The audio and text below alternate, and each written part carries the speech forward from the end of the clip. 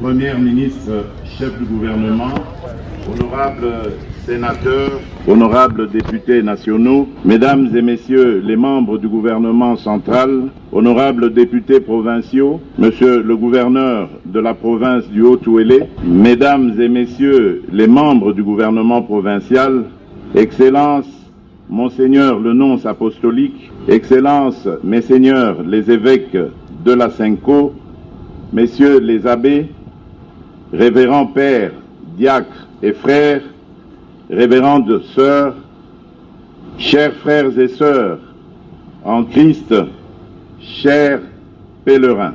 Marie Clémentine Anuarité Nengapeta, dite aussi Anuarité ou sœur Clémentine Anuarité, ou encore Annualité en langue kiboudou.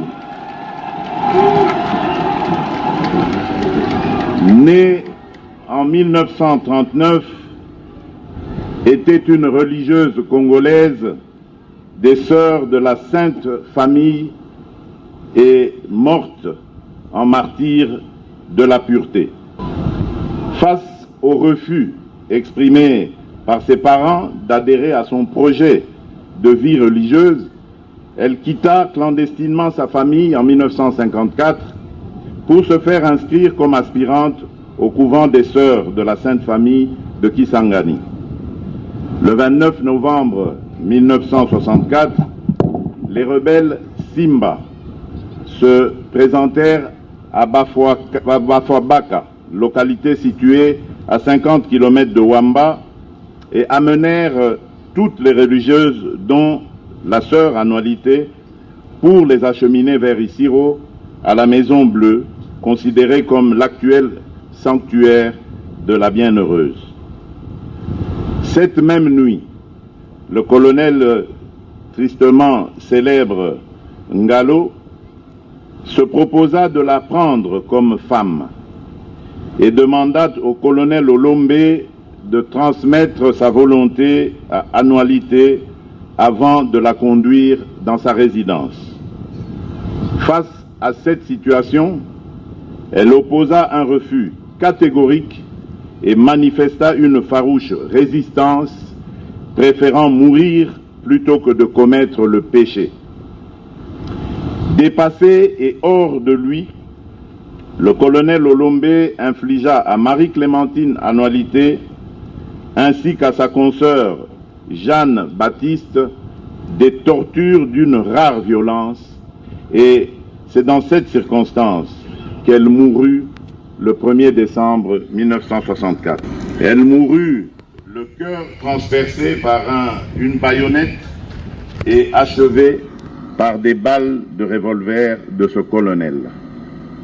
Enfin, il importe de noter que la sœur Marie-Clémentine Annualité a été béatifiée à Kinshasa par le pape Jean-Paul II le 15 août 1985 lors de son voyage dans notre pays.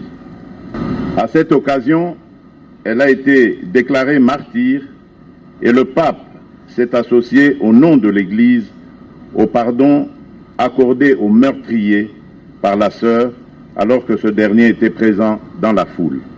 Voilà, mesdames et messieurs, ce qu'a été la vie de cette grande personnalité et qui nous inspire, et moi particulièrement, à m'adresser d'abord à la jeunesse pour dire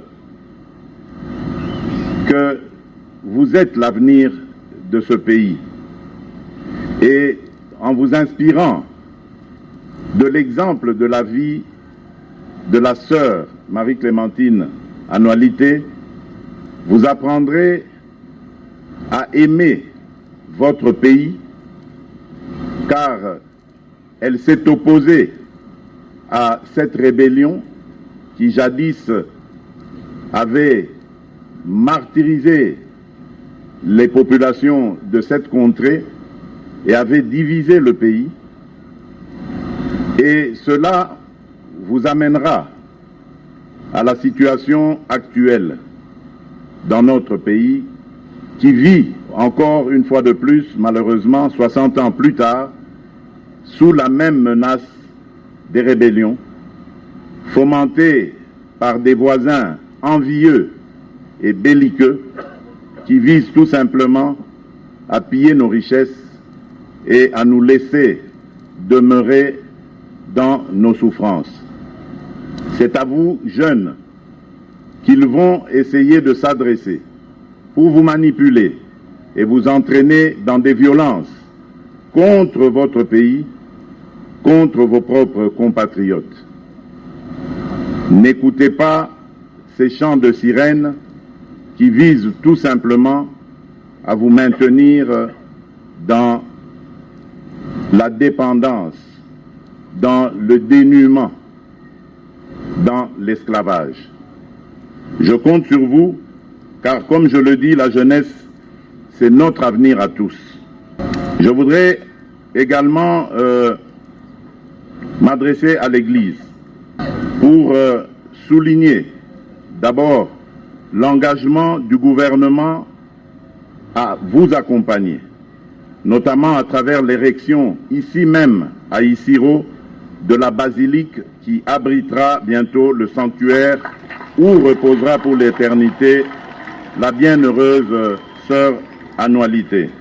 Déjà le terrain de l'ancien aéroport militaire d'Isiro est disponibilisé et les fonds nécessaires sont en cours de mobilisation. Mais pour y parvenir, nous avons besoin de paix, car la paix c'est le socle de tout développement. L'Église, au même titre que tous les acteurs sociaux, est invitée à jouer sa partition pour aider les Congolais à s'unir et à trouver des solutions à leurs problèmes par le dialogue. Elle doit donc être réellement au milieu du village. Enfin, à l'occasion de la commémoration de ce jour, je voudrais aussi annoncer une bonne nouvelle, c'est qu'il y aura un cadeau pour le comité